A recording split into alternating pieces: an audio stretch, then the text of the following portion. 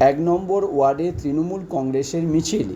সোমবার বিকালে মেমারি শহর ১ নম্বর ওয়ার্ড তৃণমূল কংগ্রেসের নেতৃত্বে ২৬৫ মেমারি বিধানসভার প্রার্থী রাসবিহারী হালদারের সমর্থনে জনসংযোগ যাত্রা করা হলো।